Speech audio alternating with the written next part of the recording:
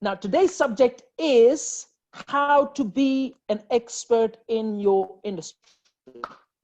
Now, let me ask everyone a question. When you speak with people, everyone is at a different level of knowledge, expertise, and in their journey. Is that correct? Okay. So let's say you pick up the phone and there is a person who's a newbie and you've been in the industry for, let's say, 12 months. Do you think you would know a few things more than that person? Yes, no? Yeah. Not necessarily. In most cases, Lavanya? Yeah. So someone who's a complete newbie, in comparison to someone who's been in the industry for 12 months, do you think the guy who's been in the industry for 12 months would know a bit more? Yes, definitely. But that's the only question. That's the only question at this stage. Okay.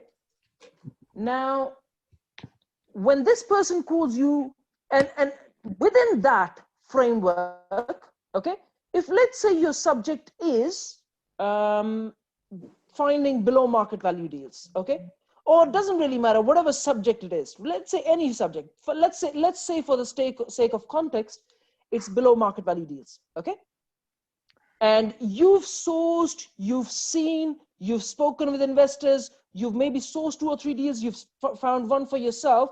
Do you think you'd know more than that person? Does that make sense? yeah. Okay.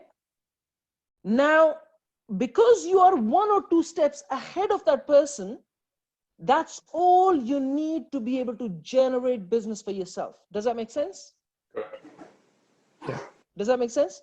Yes. Now, if you've been in the industry for, let's say, 5 years, and someone who's been in the industry for 3 years, that's a level to generate more business from that person. Okay.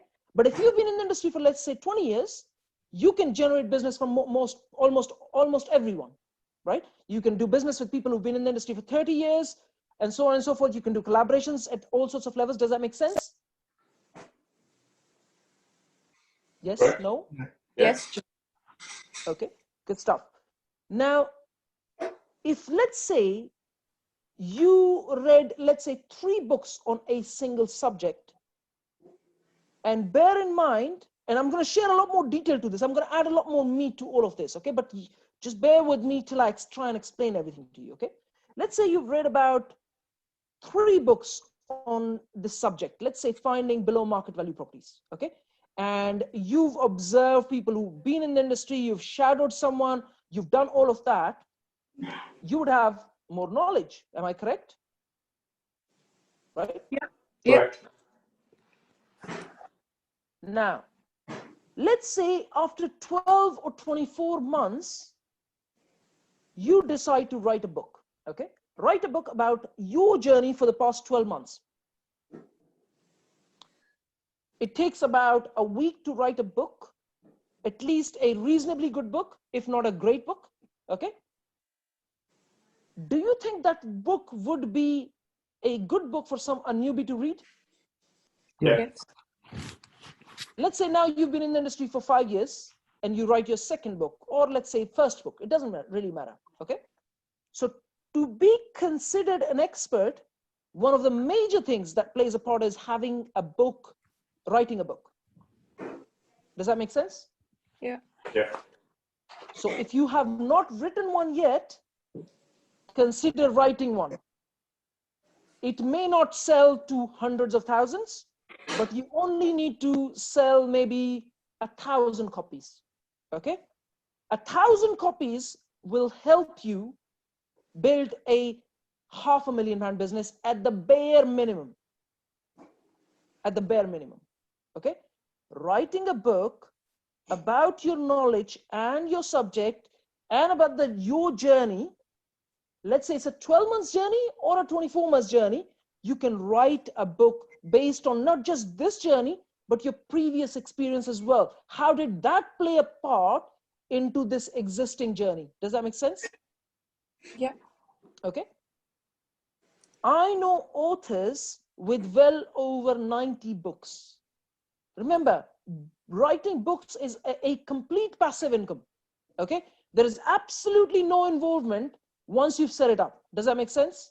Mm-hmm. Okay. Let's say you write a book, it takes you 7 days, right? You go and sell 1,000 books. You're not going to make much money. In fact, you'll be lucky if you can just make enough money to pay you for those 7 days. Okay. But remember, that book is going to remain on the shelf of Amazon or Audible or wherever it is for the rest of your life. Yeah. Okay.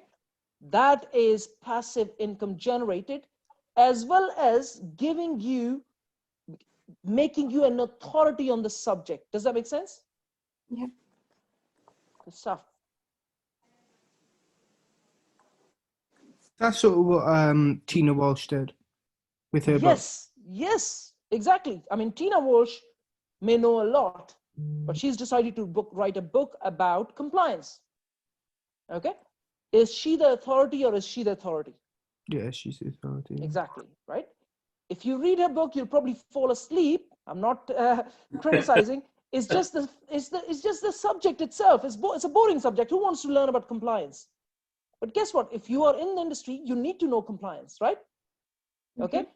And that's okay. So even if you write a crappy book, I'm not saying hers is, I'm saying even if you write a crappy book, for a person that has interest in it, has passion for it, as well as wants to really curious to learn, they will go and read your book. For example, Harry, for you, it could be, let's say, for argument's sake, how can an 18-year-old make £2,000 a week? Does that make sense? Yeah. Do you think this book will appeal to a few people in the world? Yeah. Yeah. That's just an example. Okay. Seti, for you, it could be how to create a lettings agency in 3 years and 7 figures. Does that make sense? A very hypothetical example. Okay. I'm just thinking on my toes at the moment. Okay. Yeah. But if you haven't really thought of writing your first book, it may be time. Okay. In fact, Harry, let me point something out for you. I'm trying to think of the name of the speaker, but there's a speaker who started at the age of 14. I think he's 18 now. He's actually a very, very, very famous speaker. Oh, okay. Yeah. He's a very famous speaker. He's got millions of followers. Yeah. Okay. All he started doing was speaking on stages when he was 15. And his subject was, how can you start a business at the age of 14? Okay. And I think now he charges something like £3,000, £5,000 just to come on stage and speak. Okay. If you check, you'll find him online. Okay. I used to follow him. I don't follow him anymore, but I used to follow him just for the sake of the context to understand how it actually works. Okay.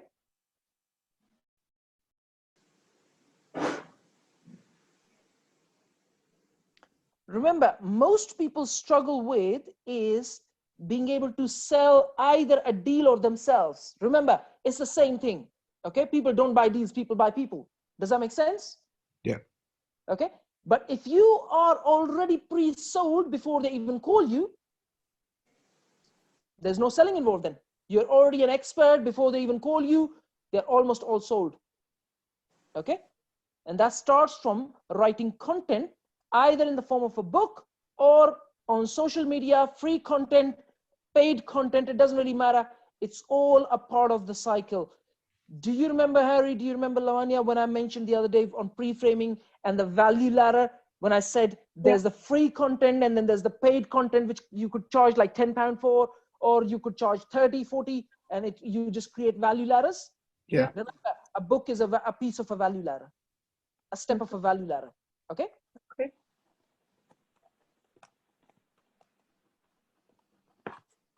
Now, but what does an expert actually have, or what does an expert look like to you? Okay, Seti, do you want to tell me what does an expert look like to you? An expert of any field is someone who's confident, and literally, if you turn around and ask a question, I would say 80 to 90% of the time they would know. If not, they can leverage out to one person who they have in their networking lists, and they can just basically get the answer. But that's an expert to me, you know. Okay, confidence, definitely. Do you think that's a good answer? So that is definitely a part and parcel of all of this. But do you think an expert is normally kind of a bit charismatic, Yeah. has some sort of attraction, some sort of, it's like they've created some sort of story behind the scene Yeah. that creates that attraction. Of course, 100%. Now, everyone has a story, okay? When you are writing a book, you're writing a story. When you're writing content on the platforms, you're writing a story, okay? Does that make sense? Yeah. But it's all about being a charismatic leader based on a story, okay? If you observe, and remember, when you watch movies, for example, there are different kinds of movies. One of them is underdog movies, right? You see Sylvester Stallone, Rocky, for example, or you watch his other movies. Which one is the boxing one? Is the Rocky, right? Rocky, yeah. Yeah, that's an underdog story, okay?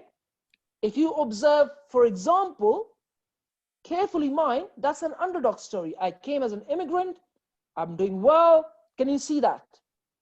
Yeah, that's an underdog story, okay? But there are different kinds of stories, and it all depends on your own story. Be very authentic, share it the way it is, okay? Share it as if the antagonist, the protagonist, so the protagonist is you as a hero, antagonist is what were the challenges, either it was a person or situations, and what kind of solution you're coming to. Does that make sense? Yeah. So when you're generating content, it needs to be in that kind of format. Underdog, antagonist, protagonist, what was the solution? Does that make sense? So what type of book's better? Sort of like a biography, or like just value, or a mixture? It can be a mixture. It can be either. Okay. It's, Bless you. see, sir, thank you. See, Harry, if I gave you a brush to paint something, Yeah. okay, and I get a brush and you get a brush and you get a blank canvas and I get a blank canvas, you're going to paint a different picture and I'm going to paint a different picture. You've got a blank canvas. You can paint it the way you like, okay? It can be whatever you like it to be. What people want to see is, how is it that you are doing something different than others? Yeah. I'm going to get to that point, okay? But the first step is creating a charismatic personality based on your story. Does that make sense? Yeah. Good stuff. So when you are, for example, speaking on video, live videos, or you're making videos, or you're creating content, make sure that your story is aligned to the kind of person you are. Okay. Okay? Whatever your story may be. You know, you may be doing this and you were not doing well, and then you started doing this and you started doing well, and this is how it's working. Remember, confidence comes first before you get a deal done. Yeah. So you don't need to do a deal to have that confidence to share your story. You share your story and then you say, this is how it works. And then you get a deal done. Does that make sense? Yeah. Okay. It's never about doing a deal first and then saying, oh, I'll have confidence when I get a deal done. It's about having the confidence to say you can get a deal done, and then you get a deal done. Okay. So charismatic leader based on your story. Second one is a vision, a future-based cause. Okay, what do I mean by that? Why would someone connect with you if they can't see a long-term future? Yeah. That is a major one, okay? Because a lot of people only think for tomorrow, the day after, a week, 2 weeks, a month. They can't think beyond that, okay? You really need to start to sit down and create a vision for where do you see yourself in the next 5, 10, 15, 20 years, because people will connect with you. In fact, more people will connect with you based on your vision and the cause than anything else. Not your knowledge. Knowledge comes later. The first step is, where does this person see himself in the next 10, 20 years? And then people say, okay, you know what? This person can see himself building a a 100 property portfolio, you know what? I think I can be a part of his journey. I'd like to see how he gets there, and what can I learn from him? Does that make sense? Yeah. Yes, Jack. Seti, do you wanna share your thoughts on this? Because I can see you were saying something on that. No, what you just turned around and said in regards to when you're on that kind of traction and fall, whatever, not that path, where people will see the way you're growing, the people you're networking with, and whatever not, and the kind of people you're kind of connecting with as well. It doesn't matter, you know, like the question you said before, like, would you gain more experience with working with someone who's in X amount of time and whatever not? If someone is specialist in regards to a certain initial field or subject area, knowledge is power. It is. You know, knowledge is so powerful. You know, I'll give you a prime example. I've been in property now for 17 years as in a letting agency, but so many strategies have come across in the last couple of years that even I now leverage certain individuals in the group. Muzzy, for example, I will leverage and message him, and he's so kind enough to turn around and come back to me about certain things as well. And we're always evolving. And do you really think what strategies are out there are not going to evolve in the future as well? Of course they will. There'll be more and more and more. So you're always, if you're in this industry, you're going to stay in this line, and your focus is going to remain. You're always going to learn a lot more. I'm going to give you a lot more detail into this, okay? Thank you for sharing that, Seti. But look, if someone came to their wall, on their Facebook, LinkedIn wall, or a message, wherever, and they said that we would like to build, in fact, you see many people writing this, we'd like to build 100 units or 100 properties in the next 5 years or 10 years, do you think you get attracted to them or not? Of course. That's your future based cause or vision. So you gotta create your story. So your charismatic leader, the personality and the story, and you gotta have a cause or a long-term vision for you to attract people towards you. Does that make sense? Yeah. So in your case, Harry, okay, in fact, I came across someone some time ago, like a year ago, a 20-year-old guy. He had written, we are looking to build £5 billion worth of developments in the next 20 years. A 20-something-year-old guy. I connected with him on Facebook. Do you think he has a lot of knowledge? Maybe, may not be. But I got attracted to the vision. Does that make sense? Yeah. Now, this is definitely gonna make it something for you, okay? Because this is very important, okay? People don't want better, they want new. They don't want better, they want new. So if you tell them that I can give you a better option in comparison to saying I can give you a new opportunity, or I can show you a new opportunity, who do you think they'll be more attracted towards? The new opportunity. Okay. So when you are creating your story and when you're creating your vision, give them something new, even if that means it's difficult. I'll give you an example, okay? Me launching the idea of the first social media platform, property focused, is new. Does that make sense? Mm-hmm. Yeah. Initially, when we launched PEN, we said, we are not going to charge agents to upload properties and sell them on a platform is new. No one else is doing it. Every single platform that you're going to go to, they will charge you for it. Does that make sense? Yeah. So every time when I went online and I wrote all of this, people got attracted to me. Does that make sense? Yeah. Mm-hmm. So don't give people improved version, give them something new. How does that apply to your context? You have to sit down and think. Okay? Give me something new. Don't give me an improved version of something I may or may not be interested. Does that make sense?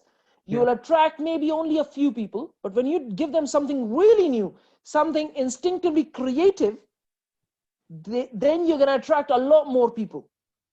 Okay? I remember this when someone actually challenged me. I remember someone actually challenged me that how in the world have you created such a large network in a very short period? At that point, I was thinking, I know all of this because I know all of this that I'm explaining now, but I couldn't think of the detail enough at that point. Okay? But when you break it down, these are the reasons. Because I'm not giving someone an improved version of something. I'm not saying, I can help you get more return on your money invested than someone else. Okay? I may say that occasionally, but that's not what my story stands on. Does that make sense? Yeah. My story stands on giving them something absolutely new. Okay? You can get registered on the platform, have investors call you directly. Okay? Number of categories at the moment, well over 50. If you haven't checked it, there's been changes going on. Well over 50 categories where you can actually get registered and have investors call you directly for absolutely free. Is that something new or is that something new? Yeah, no. Give people something new. Obviously, at the back end of it, you got to have a strategy to monetize. Does that make sense? Yeah. Okay. So we will be monetizing this through ads at later stage. Okay. So these same people, when they will register and they want to be on top of the list, they'll have to pay for it. Does that make sense? Yeah. So you got to have a monetization strategy at the back end of it. Okay. So I started with, you got to create a charismatic personality or the charismatic leader based on your story. Either it's a story in the format of your book, in the format of your guide, in the format of a video, in the format of the content you generate, or on your website. It doesn't really matter where it is, but you got to have that. And then the second one is your long-term vision, your future-based cause. Why are you doing this? And the third is showing people a new opportunity and not just an improved version of what exists at the moment. Does that make sense? Yeah. Anyone has any questions so far on this?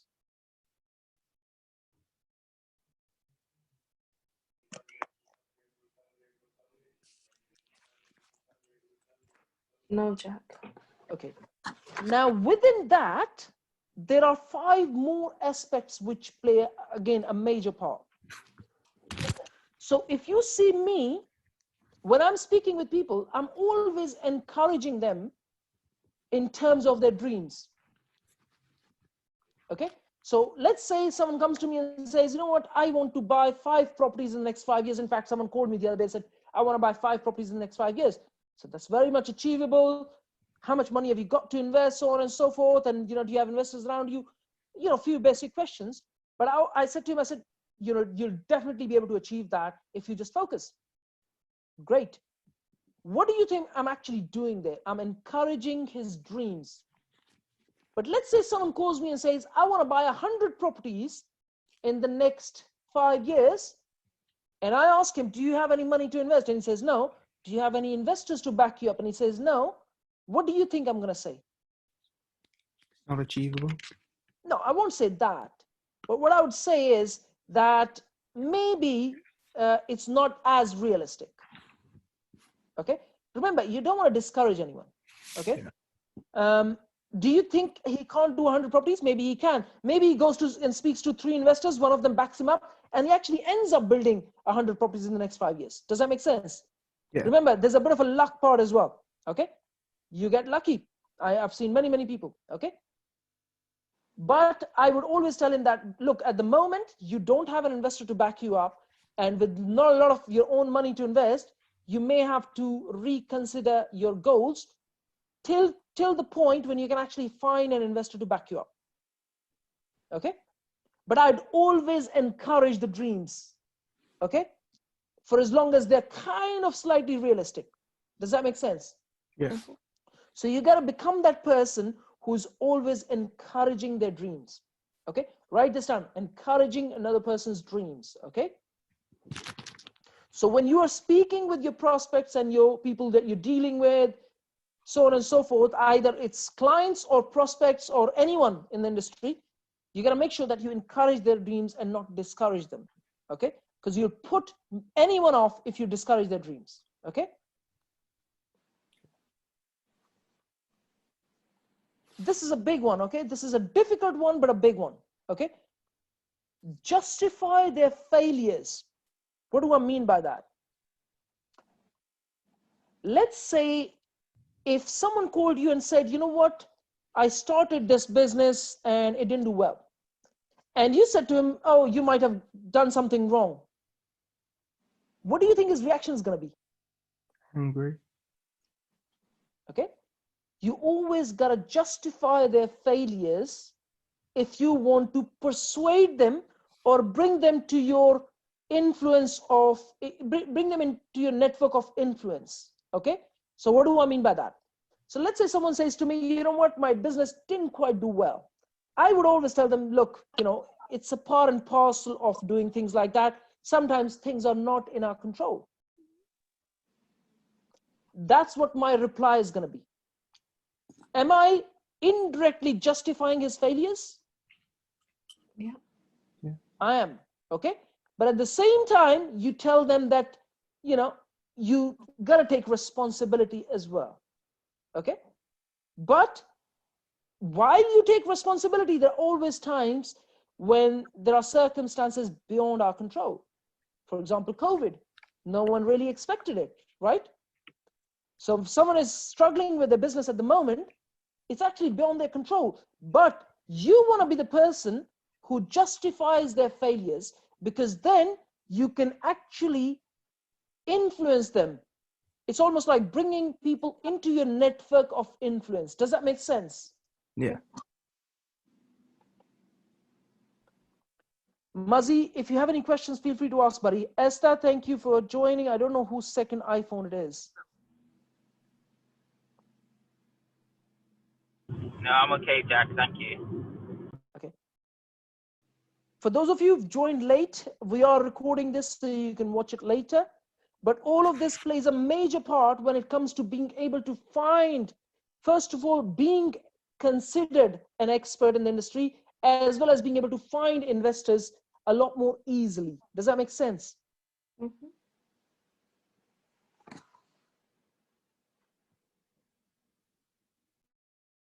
Allay their fears. Now, let's say if someone has this fear that when they start their business or they are running a business that they're going to go bankrupt, okay?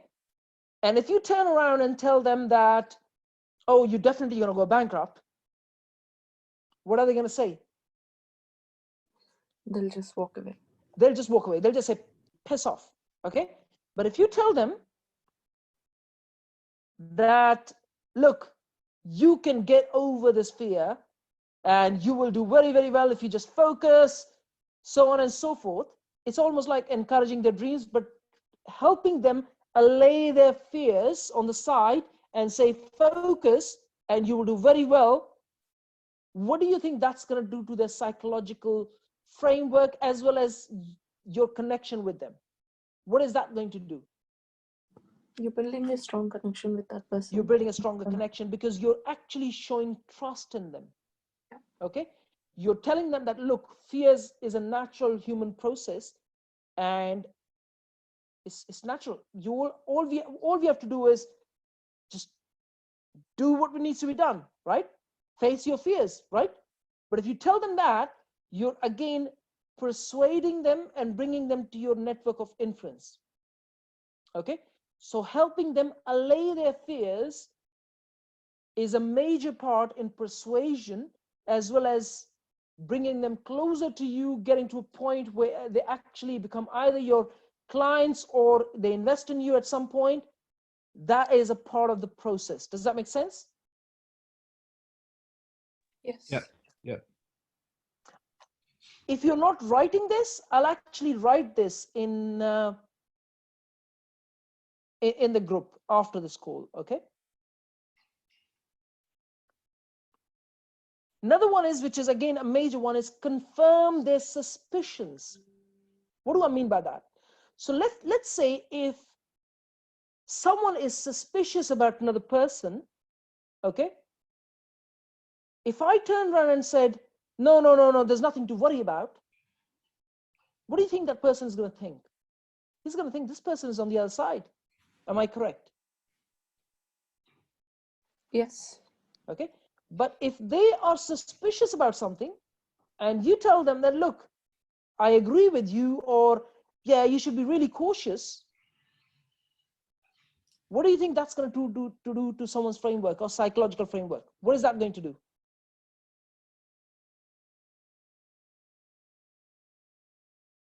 I'm asking, let's say, Harry. It's going to affect them, like as in... It's in a positive way? Yeah. Yeah, so it's about...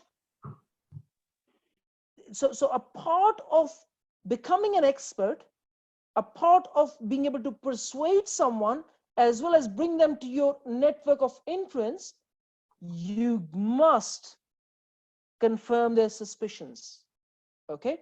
Because it's a natural part and process. It's almost like you're trusting another person. Does that make sense? Yeah. Okay. And the last one in, yeah, go ahead. Sorry, Jack. Sometimes does it not create more problems? Not really. No. When you are confirming someone's suspicions, before you do that, I'd actually check what the suspicion is all about. Yeah. Okay. Yeah. Yeah. Look, it's a balance that one must learn to create. But remember, when you are becoming this, when you want to become this expert, when you want to be that charismatic leader, and you start to talk against someone's thought process, you'd not be able to influence them. Does that make sense? Mm. You need to find a balance where they can see that you are on their side. Does that make sense? Okay. Okay. Yeah. But that has to be authentic. It doesn't have to be fake. Yeah. Okay. And the last one in this range is throw rocks at their enemies. This is a part of polarization in marketing, which I shared the other day when you were in our office. I think, Harry, you were asking about polarization, or someone was asking regarding polarization. Was it Muzzy? Probably Muzzy. It wasn't me, I don't think. Muzzy, Say that again, Jack. So the last one in this range is throw rocks at their enemies. Okay. This is a part of polarization. I think you were asking about polarization in marketing the other day. Oh yes, I was. Yeah. Okay. Now let me share how it actually works. Okay. So let's say you took training from someone. Okay, and that didn't quite wasn't quite up to that expectation, and you paid a lot of money for it. Okay, and you came back, there's buyer's remorse, and you came to me. Okay. And you actually gave me the name of the person. Don't name anyone here, okay? But I'm just saying for the context, sake of context, okay? Let's say you came to me and said, you know what, Jack, you know, Mr. So-and-so, I paid a lot of money for the course. It didn't quite pay me anything. Just, you know, it was a bad decision, okay? And if I turn around to you and say, no, this person is actually very good, I know him very well, how is that going to make you feel about me? You're on their side. Bye-bye. Exactly. All right. So part of becoming an expert is throwing rocks at their enemy. So if you want to persuade someone, you throw rocks at their enemies, which is a part of polarization. So when you do marketing, you always got to create us versus them. Okay. So in my case, for example, when I create polarization videos, which are always purposely done, remember, at the core of marketing and at the core of being an expert, you always have to create us versus them.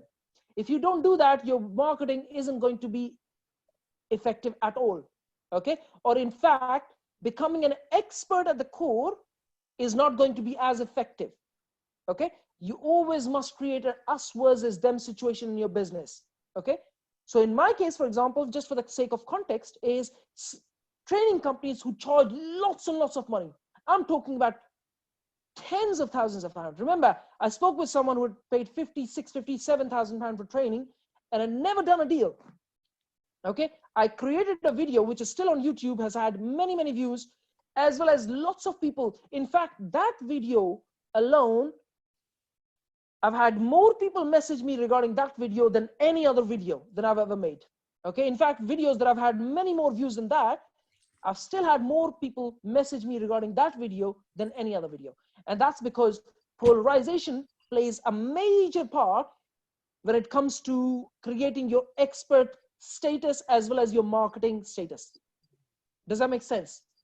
Yeah, absolutely. Okay, so you need to create that, but you need to be very subtle and very creative with that. You don't want to take names, okay, because you'll get sued. You can get sued. Okay, I wouldn't take names. I'd always keep it very subtle, very generic, but I'd always create this us versus them. Unfortunately, if you don't do it, like I said, your marketing efforts as well as your expert status is going to be it's not going to be effective at all. Okay, it becomes more and more effective the more you create polarization. But remember, the polarization needs to be in a positive framework as well. It doesn't have to be very negative. Does that make sense? Yeah, I got that. I got that. Yeah. Because if you go and start naming people, naming and shaming, and you go really hardcore, you're actually going to put a lot of people off. Does that make sense? Yeah, it's from my understanding, you're talking about moving away from the concept of moaning and blaming loads of people and just sort of supporting someone's frustration, so to speak. So that's right, X amount of people have done this, and this is what I've gone through and stuff like that. And then you kind of confirm that that's not fair. Yeah. Rather than actually joining them to say it's their fault, it's their fault, it's their fault, it's their fault. That's right, yes. But at the same time, remember, you know, when you watch a story, when you watch a movie, right? And there's no negative character. Okay. Do you enjoy that movie? I remember you told me about this, that the most successful ones are the ones that have the strongest villain. In fact, if you watch any story or any movie, the ones which are the most successful have the most strongest negative character or the antagonist. Okay. Yeah. So when you create your story and you have this us versus them, and this them, the negative or the antagonist is very strong, the stronger that character is, the better your story is going to be, and the more effect your marketing or your expert status will have. Does that make sense? Yeah, it makes sense. Yeah. Okay.